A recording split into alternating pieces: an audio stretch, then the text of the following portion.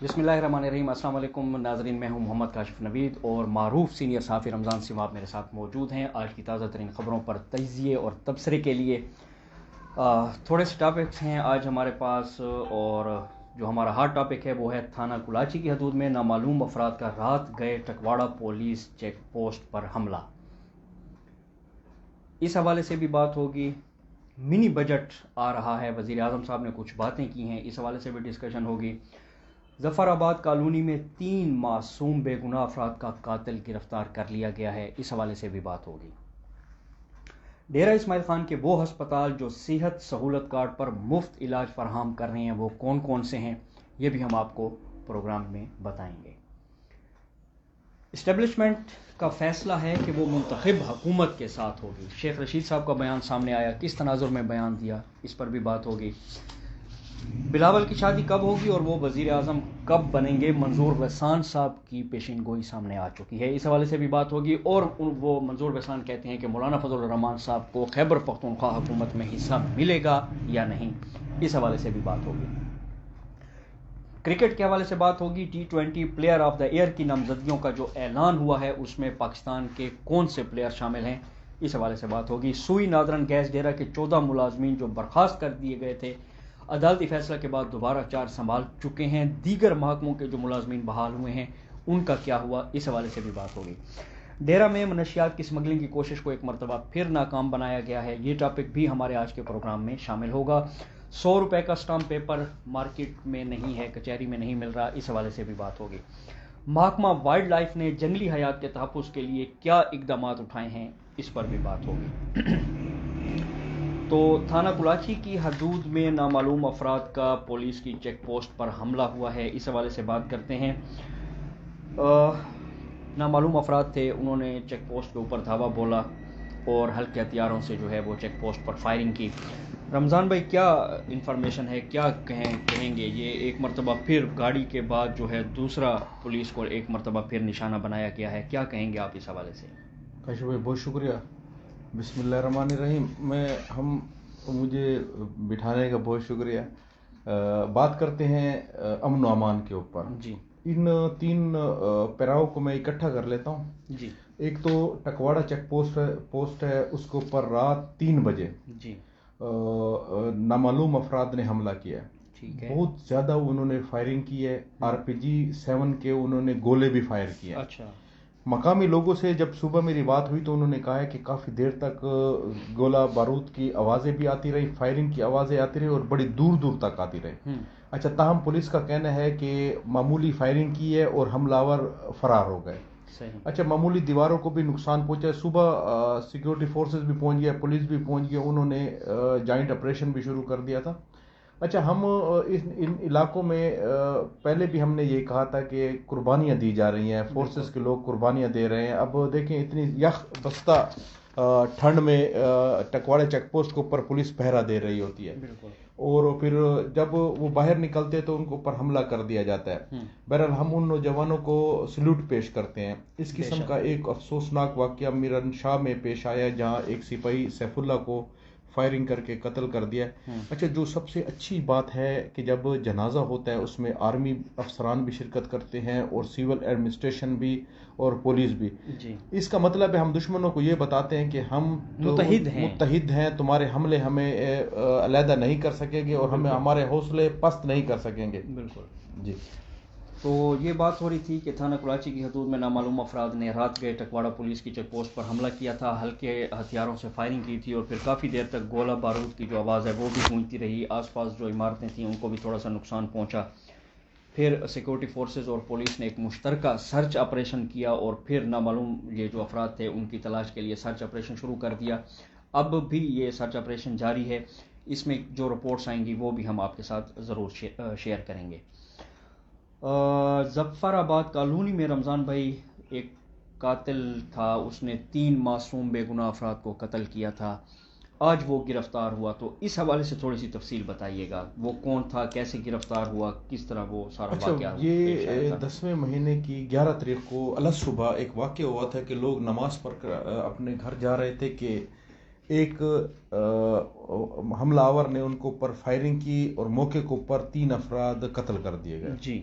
اچھا، اس پولیس موقع پر پہنچ گئی، ہماری ان سے بات ہوئی تو انہوں نے کہا کہ نشاندہی ہو چکی ہے ملزمان کی، ملزم ان کی اپنی ذاتی دشمنی ہے اور وہ اچھا مسعود ہیں. صحیح. اچھا، جدید تکنیکی ان کے اوپر استعمال کی گئی جو تفتیش تھی، اس کے بعد ایک بندہ عثمان ہے، مسعود ہے، وہ لدہ کا ہے، اس کو ٹریس کر لیا گیا. صحیح. آج صبح پولیس ٹانک پہنچی ہے اور وہ اس کو پکڑ کر لے آئی ہے، اور اس نے ایڈمٹ بھی کر دیا کہ واقعی میں نے 3 بندوں کو قتل کیا تھا، اور اس سے تفتیش بھی جاری ہے. تاہم یہ کوئی ایسا مسئلہ نہیں تھا، یہ ان کا ذاتی مسئلہ تھا. تاہم پولیس نے اس کے اوپر سر توڑ کوششیں کی اور جدید تکنیک استعمال کر کے انہوں نے بالآخر قاتل پکڑ لیا. یہ اچھی بات ہے کیونکہ جرم ہو جاتا ہے، کرائم تو ہوتا ہی ہے، لیکن اس کے بعد جو اس کی ریکوری ہوتی ہے یہ بڑی اچھی ایفرٹ ہے. بہت اچھی ایفرٹ ہے کہ ایسا نہیں ہوا کہ اس کیس کی جو فائل تھی وہ دیگر فائلوں کے اندر دبا دی گئی یا اس کو سرد خانے کی نظر کر دیا گیا. ایسا نہیں تھا، اس پر کارروائی ہو رہی تھی، اور آج اس کارروائی کا جو نتیجہ نکلا ہے تو وہ مرکزی ملزم جو ہے اس کو 9mm پسٹل، وہ جو آلہ قتل تھا، اس کے ساتھ پولیس نے گرفتار کر لیا، اور پھر ملزم نے اعتراف بھی کیا کہ میں نے یہ واردات کی ہے. تھوڑا سا اور آگے چلتے ہیں. ڈیرہ اسماعیل خان میں وہ ہسپتال ہیں جو صحت سہولت کارڈ پر مفت علاج فراہم کر رہے ہیں. لوگوں کو یہ پتہ نہیں ہوتا کہ وہ کون کون سے ہاسپٹل ہیں جن کے اندر صحت سہولت کارڈ پر مفت علاج جو ہے وہ کرایا جا سکتا ہے. تو ڈیرہ اسماعیل خان میں مصباح انٹرنیشنل ہاسپٹل جو بیساکھی گراؤنڈ کے قریب ہی واقع ہے، اس کے علاوہ ڈسٹرکٹ ہیڈ کوارٹر ہسپتال ڈیرہ اسماعیل خان، اور پھر رحمانیہ ہسپتال ڈیرہ اسماعیل خان، اور پھر مفتی محمود ہسپتال ڈیرہ اسماعیل خان جو ہے، یہ ایسے ہسپتال ہیں جو صحت سہولت کارڈ پر لوگوں کو علاج جو ہے وہ مفت فراہم کر رہے ہیں.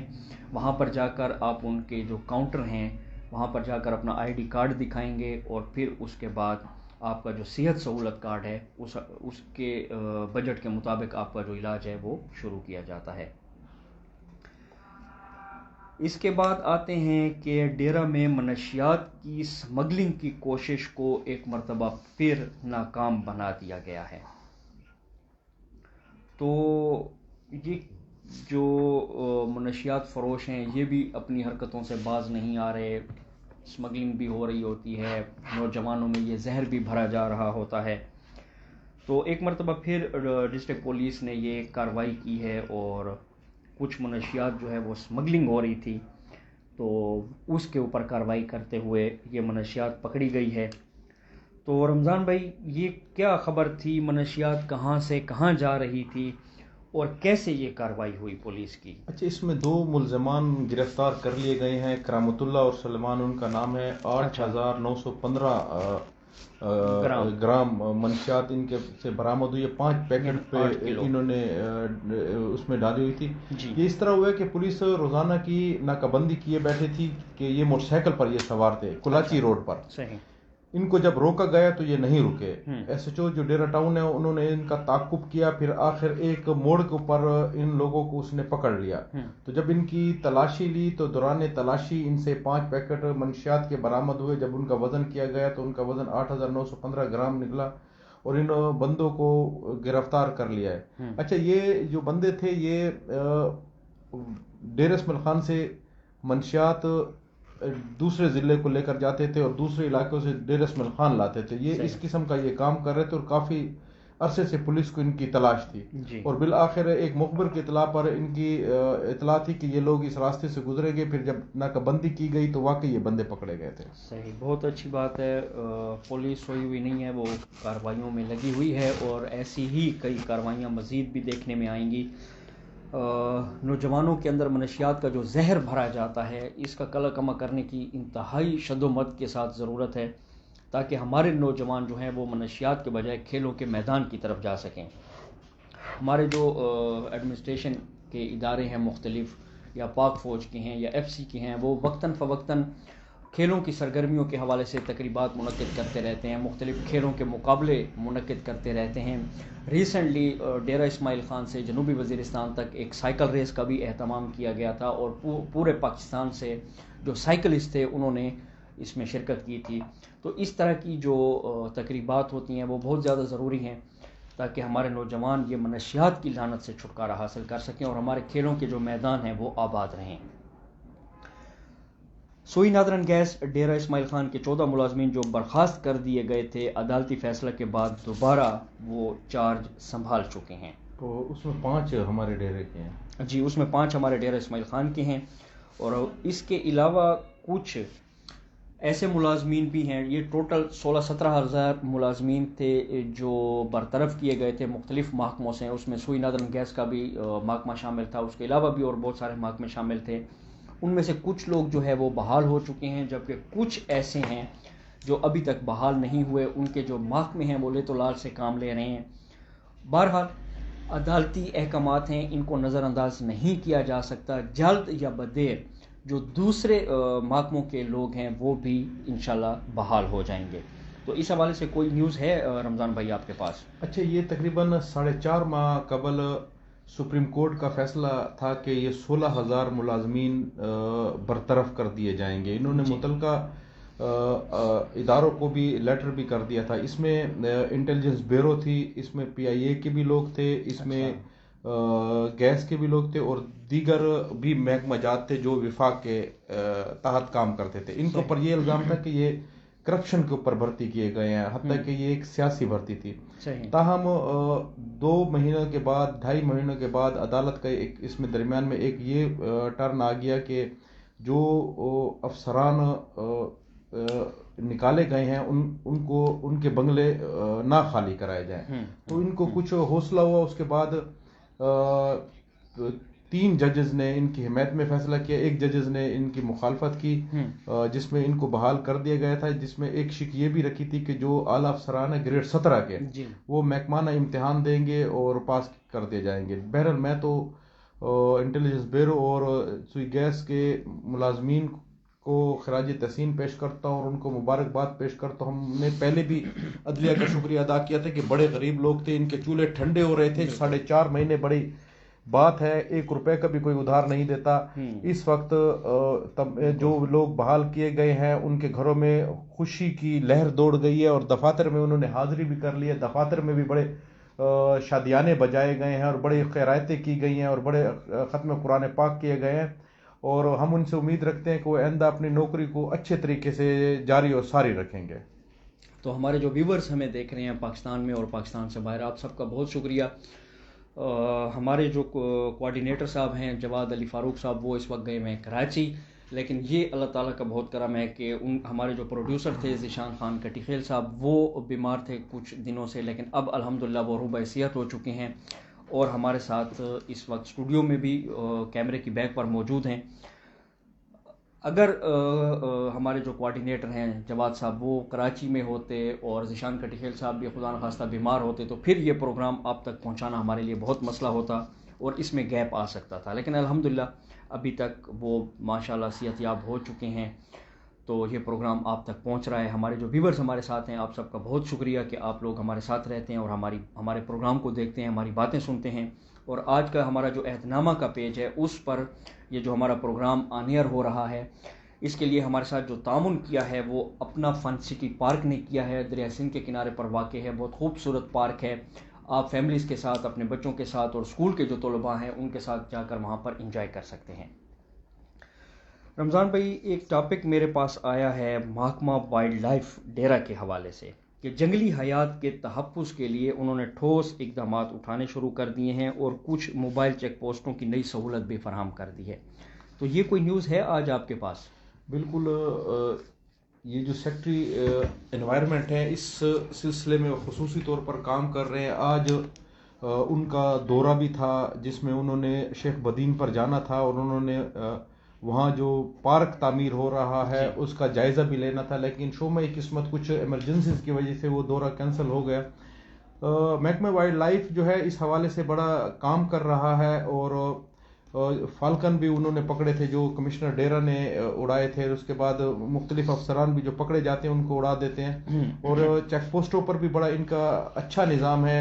اور یہ جو اب انہوں نے موبائل سسٹم کر دیا اس سے مزید ان کی جو اختیارات ہیں جو ان کو صحیح استعمال انہیں آ جائے گا، کیونکہ موبائل وینیں نہ ہونے کی وجہ سے ان کے پاس کنوینس کی سہولت نہیں ہوتی تھی اور ان کو بڑی مشکلات کا سامنا کرنا پڑتا تھا. اس سے اب مزید جو ان کا سسٹم ہے بہتر ہو جائے گا. میں آپ کو ایک بات بتاتا ہوں کہ وائلڈ لائف والے جو واچر ہوتے ہیں وہ ساری رات نہیں سوتے.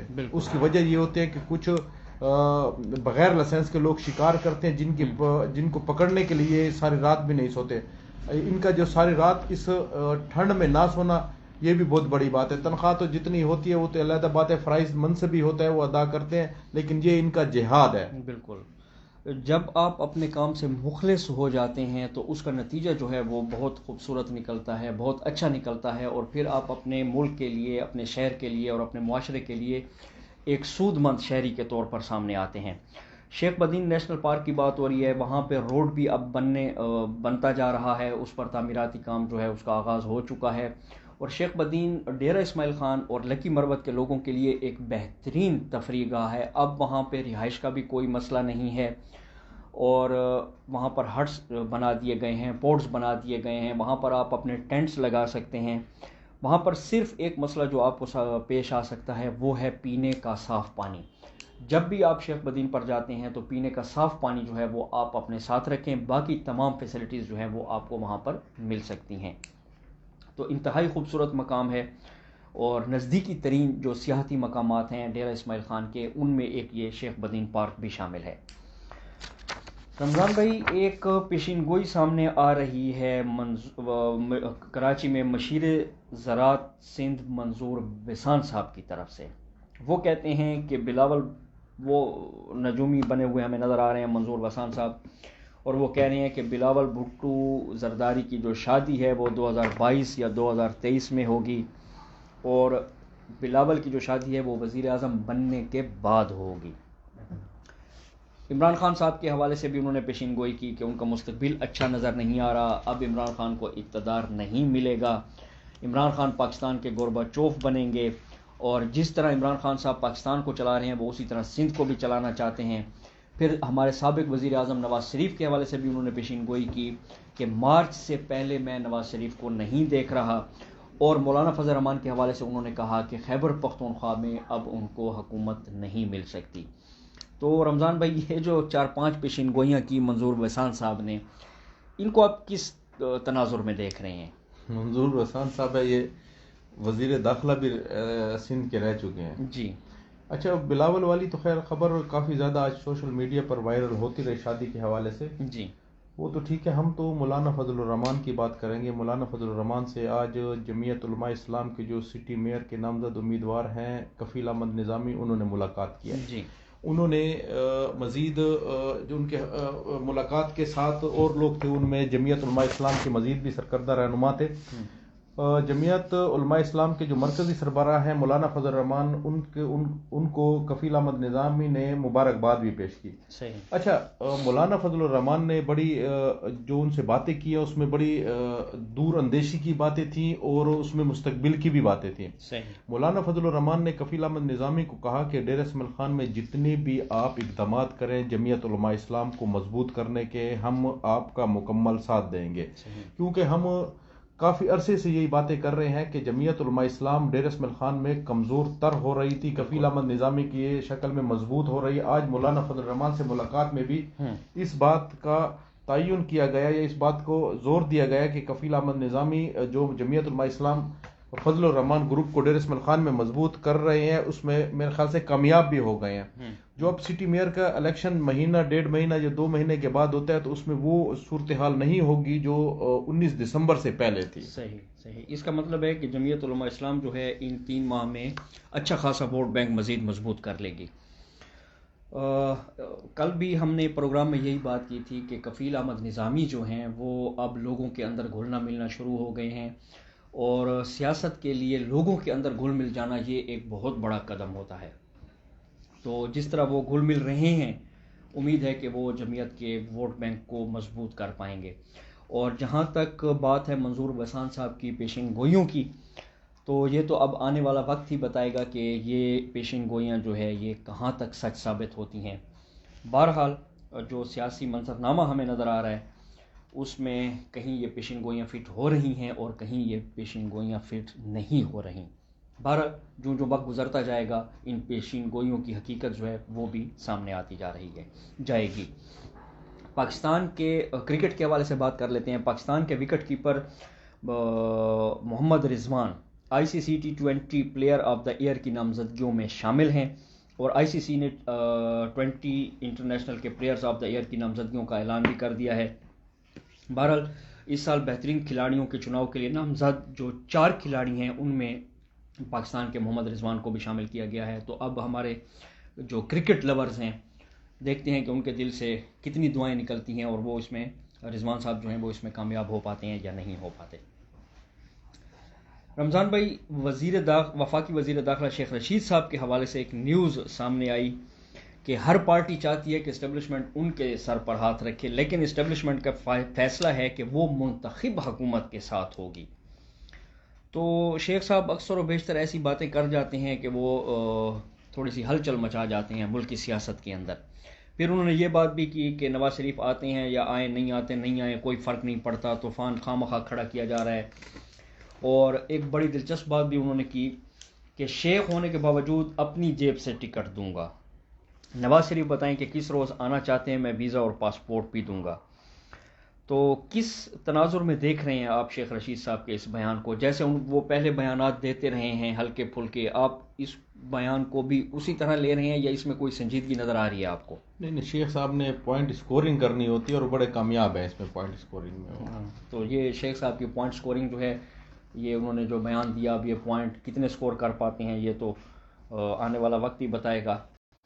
اچھا، ایک ڈیرہ اسماعیل خان کے حوالے سے ہمارے پاس رمضان بھائی نیوز آ رہی تھی کہ سستے جو اسٹامپ پیپر ہیں ان 100 روپے والے وہ عوام کو نہیں مل رہے، اور اکاؤنٹ آفس کے جو خزانہ سیکشن کی نااہلی ہے یا جو بھی ہے پورا شہر اس کی سزا بھگت رہا ہے. اس حوالے سے کیا کہنا چاہیں گے آپ؟ اچھا، یہ میں اس سلسلے میں ہم یہ بات کر اسٹامپ پیپر یونین کے جو ہمارے دوست ہیں کٹیخیل صاحب، خرم کٹیخیل صاحب، انہوں نے بارہا مرتبہ deputy commissioner, assistant commissioner, additional commissioner ان کو وہ لے کر بھی آئے ہیں، انہوں نے وزٹ بھی کرائے ہیں، لیکن اسٹامپ پیپر والا مسئلہ حل نہیں ہوتا.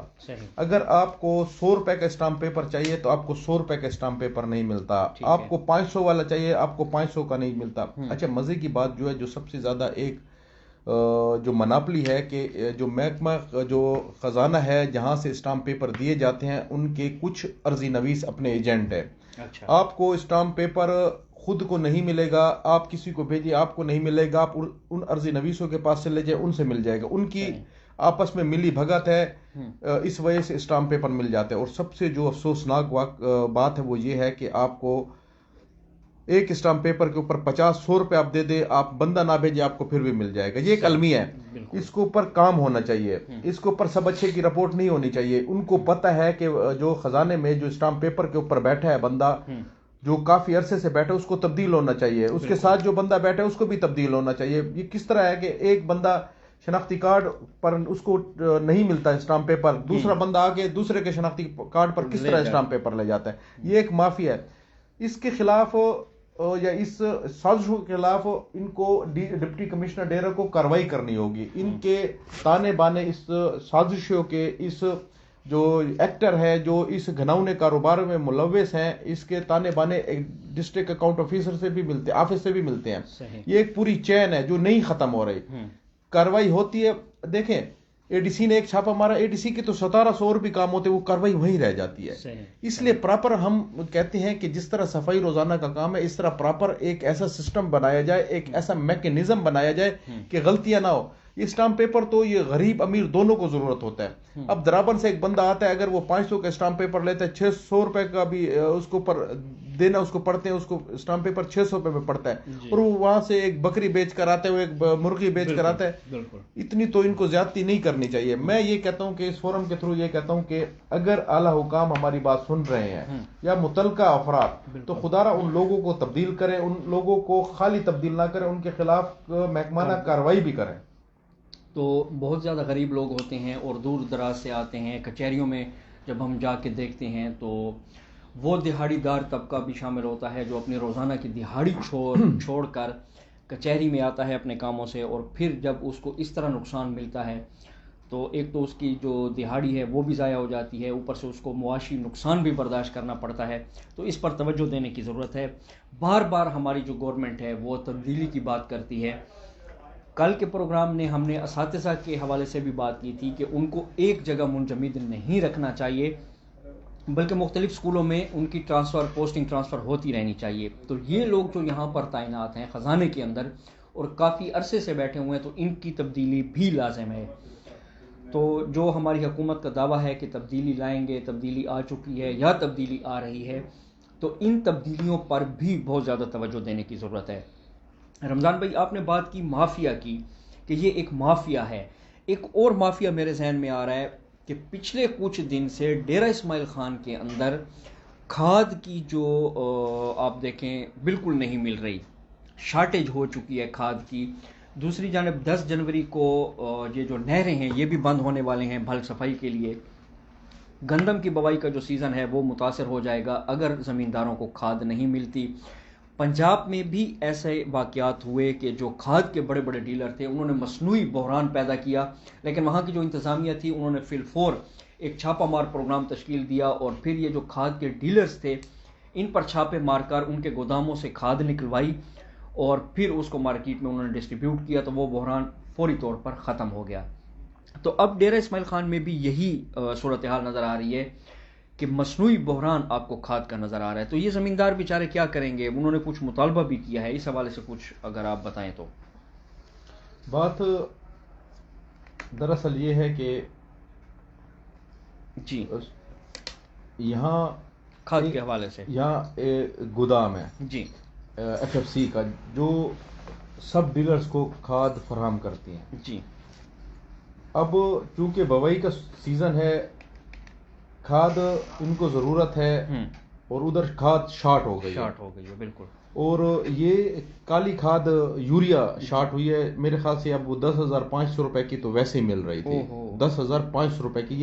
یہ 10 دنوں میں ہی فرق ہے. پہلے 8,500 تھی، پھر 9,500 ہوئی اور میرے خیال سے 10,500 کی ہے. اچھا، اس میں انتظامیہ کو اپنا کردار ادا کرنا چاہیے کہ کھاد کا جو کاروبار کرتے ہیں وہ لاکھوں روپے کا بھی کاروبار نہیں ہوتا، وہ 1 کروڑ کا 2 کروڑ کا بھی نہیں ہوتا، وہ 5-6 کروڑ روپے کا کاروبار ہوتا ہے. اس حوالے سے ان کے ڈپو کی وہ FFC کے جو جتنے بھی ڈیلرز ہیں نا ان کی ایک اپنی لسٹ ہے کہ وہ ڈیرہ اسماعیل خان میں 20 ہیں یا 25 ہیں یا 30 ہیں. یہ تو آسان سی بات ہے. بالکل ان کی ایک میٹنگ کر لے، اگر DC نہیں کرتے ADC نہیں کرتے متعلقہ ایسی میٹنگ کر لے.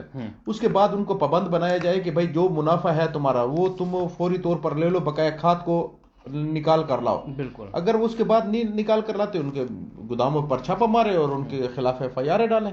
اس قسم کی کارروائی گزشتہ دن ہم نے ایک خبر میں بھی کی تھی کہ 1,200 بوریاں کھاد کی بلوچستان اسمگلنگ ہو رہی تھی، وہ پولیس نے پکڑ لی تھی. اچھا، ایڈمنسٹریشن تو اس سلسلے میں اپنی کارروائی کرتی ہے، لیکن میں ہر چیز کے یہ کہتا ہوں کہ ایک میکانزم ہونا چاہیے، بار بار چیزوں کو ہونا چاہیے، کیونکہ افسران کے پاس تو کام بہت زیادہ ہوتے ہیں. وہ تو ایک کام کرتے ہیں پھر دوبارہ ان سے کام رہ جاتا ہے. اس لیے کوئی ایسا سسٹم بنائے کہ وہ بار بار غلطی نہ ہو. ایک تو یہ بات ہو گئی. دوسرا، ترمن چیک پوسٹ جو ہے رمک پر، وہاں پنجاب انتظامیہ نے جو ہے بہت سارے کھاد کے جو ٹرک ہیں وہ روک لیے انہوں نے. اس کے پیچھے کیا وجہ ہو سکتی ہے؟ اب یہ سمجھ میں نہیں آ رہی کہ وہ ٹرک انہوں نے پابندی لگائی ہوئی ہے کہ حتیٰ کہ کھاد پنجاب سے کھاد نہیں آئے گی، حتیٰ کہ ہمارے پاس تو کھاد آتی پنجاب سے ہے. صحیح. اس کے باوجود بھی انہوں نے پابندی لگائی. بہرحال یہ تو ہماری صوبائی حکومت نے اس حکومت سے بھی رابطہ کیا ہوا ہے، اس کا وہ جلد ہی حال نکل آئے گا، وہ گاڑیاں پھر فوری طور پر KPK میں پاس آن ہونا شروع ہو جائیں گی. صحیح. اچھا، اب مجھے رمضان بھائی آپ یہ بتائیں کہ کیا آج کے پروگرام میں آپ کے پاس کوئی بریکنگ نیوز ہے ناظرین کے لیے؟ اگر نہیں ہے تو میرے پاس جو آخری ٹاپک ہے اس کو ڈسکس کرتے ہیں اور اس کے بعد پروگرام ایک اہم چیز ہم سے رہ رہی ہے. قبائلی طلبہ نے آج احتجاجی جلوس نکالا تھا. اچھا جی بالکل، کل میں ذکر بھی کیا. حق نواز پارک سے نکالا 15 تک اور لے کر آئے. اچھی خاصی تعداد تھی، کتبے اٹھا رکھے تھے، بینرز بھی اٹھا رکھے تھے، اور وہ بار بار یہ کہہ رہے تھے کہ جنوبی وزیرستان میں امن لایا جائے، جنوبی وزیرستان میں ٹارگٹ کلنگ ہو رہی ہے، جنوبی وزیرستان میں تاجروں کو تحفظ نہیں ہے. اس قسم کے وہ الزامات لگا رہے تھے. ترجمان ڈسٹرکٹ پولیس جنوبی وزیرستان، جی، انہوں نے اپنا بیان جاری کیا ہے کہ ٹارگٹ کلنگ کی جو واردات ہے اس کے اوپر تفتیشی ٹیمیں کام کر رہی ہیں، سی ٹی ڈی علیحدہ سے کام کر رہی ہے، تاہم ہم اس نوعیت کو دیکھ رہے ہیں کہ یہ واردات کس نوعیت کی ہے، کہ ہم اس کو کس نوعیت میں لے کر جائے. فی الحال کہ وہ جرائم میں آتی ہے، دہشت گردی کے زمرے میں آ رہی ہے، 3 ٹیمیں اس کے اوپر کام کر رہی ہیں. اور انہوں نے تاجران کے حوالے سے ایک ڈکیتی کا ذکر کیا ہے کہ انہوں نے کہا ہے کہ تاجر نے اپنی ڈکیتی 35 لاکھ روپے لکھوائی تھی، حتیٰ کہ وہ ڈکیتی 8 لاکھ روپے کی تھی. اچھا اس کے بعد اس کے جو یہ ناجائز فائدہ اٹھانا بھی شروع ہو گیا. اچھا اس کے بعد جو مضمرات تھے اس میں اس نے کہا ہے کہ اس قسم کی چیزیں نہیں ہیں جس طرح کی چیزیں یہ سوشل میڈیا پر وائرل ہو رہی ہیں. ان کا کہنا ہے کہ کہیں بھی کوئی جرم ہوتا ہے، کہیں بھی کوئی اس قسم کا واقعہ ہوتا ہے، آپ ہم سے رابطہ کریں. اگر ہم آپ کو معلومات دینے میں ناکام ہو گئے یا ہم آپ کو اپنی رسائی دینے میں ناکام ہو گئے یا ہم جرائم پیشہ افراد کے خلاف کارروائی کرنے میں ناکام ہو گئے تو پھر آپ ان چیزوں کو وائرل کریں. کیونکہ ان کا کہنا ہے کہ اس قسم کے چیزوں سے جو جنوبی وزیرستان کا امن ہے، جو جہاں فورسز نے قربانی دی ہے، جہاں عوام نے قربانی دی ہے، جہاں پولیس نے قربانی دی ہے، وہ بڑا متاثر ہو رہا ہے. کیونکہ جنوبی وزیرستان کا آپ نے ابھی ذکر کیا کہ ایک امن ریلی نکالی گئی تھی، اور دیکھیں کراچی سے 7 ٹیموں نے حصہ لیا تھا، جو پاکستان کے ٹاپ کی ٹیمیں تھی انہوں نے حصہ لیا تھا. اچھا کل تائیکوانڈو ہوا. جب ہماری حکومت امن کے لیے کام کر رہی ہے، کچھ غیر نصابی سرگرمیوں کو فروغ دے رہی ہے، تو اس قسم کے جو اوچھے ہتھ کنڈے ہوں گے وہ کچھ مفاد پرست لوگ فائدہ تو اٹھا لیں گے، لیکن وہ امن کے اوپر ایسا داغ لگ جائے گا جس کی تلافی بھی نہیں ہے. دیکھیں جنوبی وزیرستان کی خبر، شمالی وزیرستان کی خبر ڈیر اسماعیل خان سے خبر سے زیادہ اہمیت رکھتی ہے. اس کو بی بی سی بھی دیکھتا ہے، اس کو انٹرنیشنل میڈیا دیکھتا ہے. اس لیے ہم کچھ خیال کریں علاقے کے امن کے لیے. ہماری یعنی آپ کے کہنے کا مطلب یہ ہے کہ جنوبی وزیرستان میں اگر کوئی کارروائی ہوتی ہے تو وہ چونکہ انٹرنیشنل میڈیا اس کے اوپر فوکس کیے ہوئے ہوتا ہے تو پوری دنیا میں پاکستان کا جو امیج جا رہا ہوتا ہے وہ جنوبی وزیرستان کی وجہ سے جا رہا ہوتا ہے. بالکل ٹھیک ہے. اچھا اور لاسٹ بات، ٹائم شارٹ کی ہے. اچھا ہم اپنے ناظرین کو بھی بتا دیں، پہلے انہی کے میسیجز کے اوپر ہم نے ٹائم 7 سے 8 کیا تھا. بالکل. پھر انہوں نے کہا کہ آپ 8 سے 9 کریں. جی. پھر اب کل ان کا بہت زیادہ اصرار تھا کہ آپ 7:30 سے 8 کر لیں. صحیح. اچھا ڈیر اسماعیل خان میں ایک میڈیا سیل کام کرتا ہے جو سوشل میڈیا کے اوپر صرف کام کرتا ہے. آج الحمدللہ ان کی ریٹنگ جو آئی ہے اس میں الحمدللہ ہمیں بڑے فخر سے، یہ اللہ پاک کا خصوصی کرم ہے کہ ہمارا جو پروگرام ہے سب سے پہلے نمبر پہ آ گیا. ماشاءاللہ بہت اچھی بات ہے. اور 2 پیجز کی بہت زیادہ تعریف ہوئی ہے. ان کا کہنا ہے کہ آپ کو جو لائیو لوگ 4 سے 5 ہزار ایٹ اے ٹائم آپ کے جتنا بھی ٹائم ہوتا ہے وہ دیکھ رہے ہوتے ہیں. یہ اللہ پاک کا بڑا شکر ہے کہ ہمارے پروگراموں کو پسند کیا جا رہا ہے. اور ہماری یہ کوشش ہوتی ہے کہ ہم پروگرام میں ایسی کوئی بات نہ کہیں جو کسی کو تو دل آزاری ہوگی، ملک کی سلامتی کے لیے مسئلہ نہ ہو. میں آخری خبر اپنی بریک کرتا ہوں. میرے ذرائع یہ کہتے ہیں کہ صوبائی وزیر علی امین خان گڈاپور نے رابطہ کیا ہے علیزئی گروپ سے. اچھا ان قریب ان کا بھی اکٹھ ہونے والا ہے. اس کی میں وجہ بتاتا ہوں کہ علی امین کسی بھی صورت میں فیصل کنڈی کو اسپیئر کرنے کی پوزیشن میں نہیں ہے. اس حوالے سے انہوں نے جو ان کے مخدوم الطاف حسین جو پہاڑپور سے جیتے تھے، مکمل مخالفت کے باوجود، شدید مخالفت کے باوجود علی امین خان گڈاپور کا ایم پی اے احتشام جاوید اکبر سے رابطہ ہوا ہے، اور میرے خیال سے معاملات ان کے طے بھی ہو گئے تھے. ہم نے اپنے پروگرام میں بھی کہا تھا. اور آج فیصل کنڈی کو شکست دینے کے لیے یا فیصل کنڈی کو اپنے کانسٹیٹوئنسی میں، اپنے حلقہ انتخاب میں مشکلات سے دوچار کرنے کے لیے علیزئی گروپ اور علی امین خان اکٹھے ہو رہے ہیں. میں اس کی بات نہیں کرتا کہ عام الیکشن کی، میں بلدیاتی الیکشن کی بات کر رہا ہوں کہ بلدیاتی الیکشن میں اگر علیزئی گروپ ان کے ساتھ، علی امین خان کے ساتھ مل جاتا ہے تو بہت مشکل ہوگی فیصل کنڈی کو، کیونکہ فیصل کنڈی صرف سٹی 2 کے مضبوط قلعے کی ہی وجہ سے اپنی کامیابی کے گن گا رہے ہیں. اگر علیزئی ان کے ساتھ مل جاتا ہے تو ان کو مشکلات کا سامنا ہوگا. بالکل.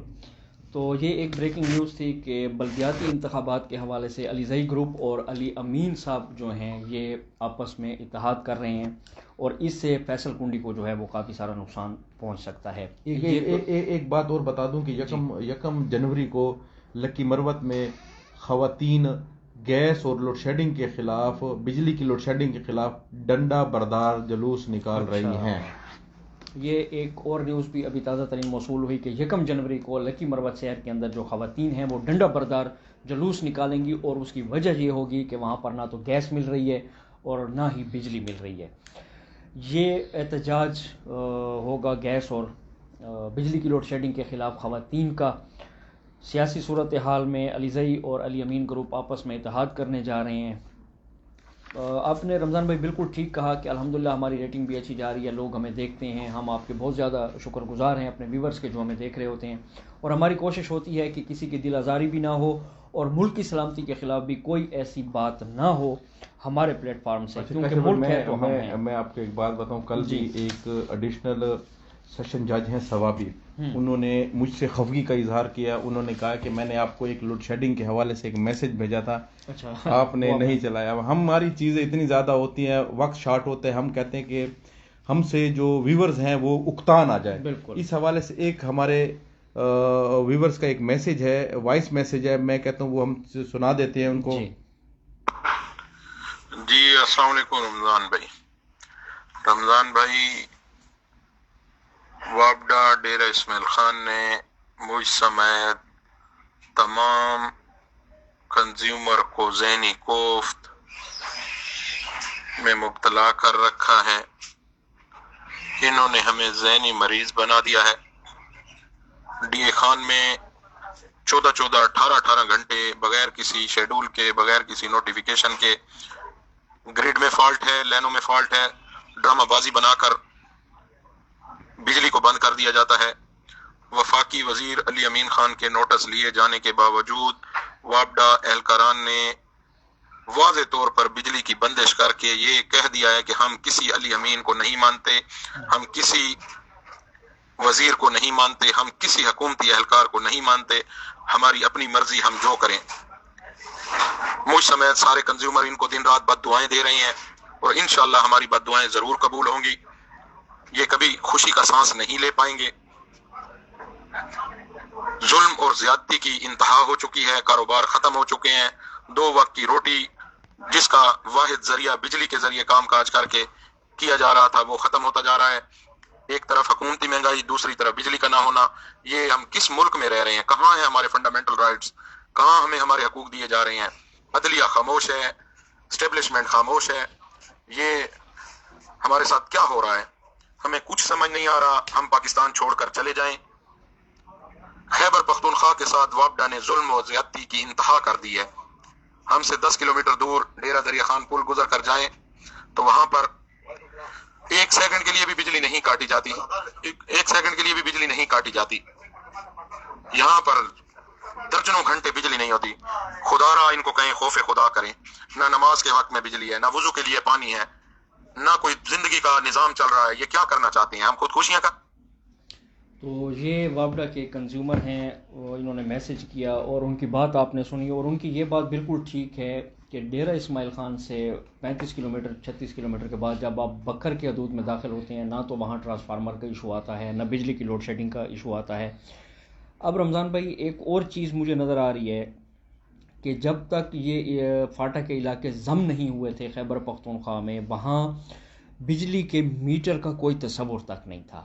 اب چونکہ یہ ضم ہو چکے ہیں تو اب ایسا کوئی نظام لانا چاہیے کہ وہاں پر بجلی کے میٹر لگ سکیں، ورنہ ابھی تک بانا جنوبی وزیرستان کے بہت سارے علاقوں میں بجلی کے میٹر نہیں تھے۔ تو اس بجلی کو ریکور کرنا یہ بھی گورنمنٹ آف پاکستان کا کام ہے، اور وہاں سے بل وصول کرنا۔ اب یہ اضلاع ضم ہو چکے ہیں، مرج ہو چکے ہیں، تو اب تو وہاں پہ اس قسم کا نظام لانا چاہیے کہ بجلی کے میٹر ہوں اور وہاں سے بل وصول کیا جا سکے۔ تو ہو سکتا ہے کہ اس طرح ریونیو بڑھے، اور وابڈا جو ہے وہ ہمارے اوپر لوڈ شیڈنگ کا یہ جو عذاب ہے، یہ جو انہوں نے بات کی کہ ذہنی مریض بنا دیا گیا ہے، اس میں کوئی شک نہیں ہے۔ نہ تو آپ کے پاس نہانے کے لیے گرم پانی ہوتا ہے، نہ کھانا پکانے کے لیے آپ ہیٹر کا استعمال کر سکتے ہیں۔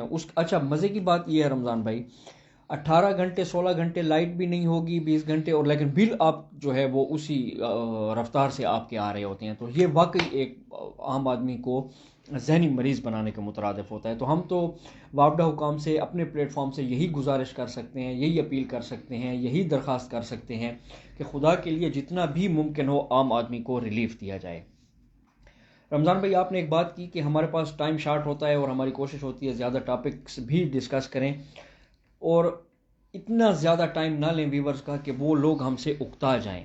تو انشاءاللہ یہ ویورز جو ہمیں دیکھ رہے ہیں پچھلے کئی دنوں سے, تو کچھ دنوں کے بعد ہمارا جو مین اسٹوڈیو ہے وہ تیاری کے مراحل میں ہے. ہمارے چونکہ کوارڈینیٹر صاحب جواد علی فاروق وہ اس وقت کراچی میں ہیں, کچھ دن بعد ان کی واپسی ہے. تو جو ہی وہ واپس آتے ہیں تو ہم اپنے نئے اسٹوڈیو کو فنکشنل کر دیں گے. اور نئے اسٹوڈیو کے فنکشنل ہونے کا مطلب یہ ہوگا کہ آپ ہم دو چہروں کو جو دیکھ رہے ہیں پھر ان میں سے آپ کو ایک نظر آئے گا اور ایک نظر نہیں آئے گا, اور ہماری جگہ پہ پھر آپ کو بہت سارے مہمان نظر آئیں گے. ڈیرہ اسماعیل خان میں مختلف شعبہ زندگی سے جو تعلق رکھنے والے افراد ہیں جنہوں نے نمایاں کارنامے سر انجام دیے, ہم ان کو بھی اپنے اسٹوڈیو میں دعوت دیں گے. اس کے علاوہ جو سرکاری افسران ہیں ان کو بھی بلائیں گے تاکہ عام لوگوں کو جو مسائل ہیں پھر ان مسائل کے حل کے لیے بات ہو سکے, اور لوگوں کے جو سوال جواب ہیں ان کا سلسلہ بھی انشاءاللہ بہت جلد شروع ہوگا. تو یہ ہمارا نیا اسٹوڈیو جو ہے وہ تیاری کے مراحل میں ہے اور انشاءاللہ کچھ ہی دنوں میں یہ فنکشنل ہو جائے گا. تو وہاں آپ ہمارے آنے والے مہمانوں سے بھی ملاقات کر سکیں گے. رمضان بھائی, آخری خبر جو ہے میرے پاس اس کو ہم ڈسکس کرتے ہیں اور پھر پروگرام کو اختتام کی جانب لے جائیں گے. وزیر اعظم عمران خان نے کابینہ اجلاس میں منی بجٹ سے متعلق اپنے ارکان کو آگاہ کر دیا ہے اور اس کی جو وجوہات ہیں منی بجٹ لانے کی ان سے بھی آگاہ کر دیا ہے, اور بالکل کھل کر انہوں نے گفتگو کی ہے کہ منی بجٹ لائے بغیر کوئی چارہ ہمارے پاس نہیں ہے. حکومت کی جانب سے منی بجٹ جو ہے وہ بہت جلد پیش کیا جائے گا. البتہ وزارت خزانہ کے جو ترجمان ہیں وہ یہ کہتے ہیں کہ منی بجٹ میں عام آدمی کے استعمال کی کسی بھی چیز پر کوئی نیا ٹیکس نہیں لگایا جائے گا. اب وزارت خزانہ کے ترجمان کی یہ بات کہاں تک سچ ثابت ہوتی ہے یہ تو منی بجٹ آنے کے بعد پتہ چلے گا. رمضان بھائی, منی بجٹ کے حوالے سے کچھ کہنا چاہیں گے؟ 365 ارب روپے کی ہمیں چھوٹ دی گئی تھی وہ ہم سے واپس لی جا رہی ہے. ابھی وہ کہہ رہے ہیں کہ ٹیکس نہیں لگایا. 365 ارب روپے کی جو چھوٹ دی گئی تھی وہ ہم سے واپس لی جا رہی ہے. یہی منی بجٹ ہے اور اصولی طور پر فیصلہ بھی ہو گیا اور تقریباً قومی اسمبلی میں یہ منظور بھی کر لیا جائے گا اور بڑے تماشے کے بعد یہ منظور کیا جائے گا. مطلب 365 ارب روپے کی جو چھوٹ دی گئی تھی جب آپ وہ واپس لیں گے تو اس کے بعد مزید کوئی ٹیکس لگانے کی گنجائش بھی نہیں رہتی. آج کی تازہ ترین خبریں اور تجزیے آپ نے سنے. انشاءاللہ کل پھر 7:30 بجے آپ سے ملاقات ہوگی. کل تک کے لیے اجازت دیجیے. اللہ حافظ.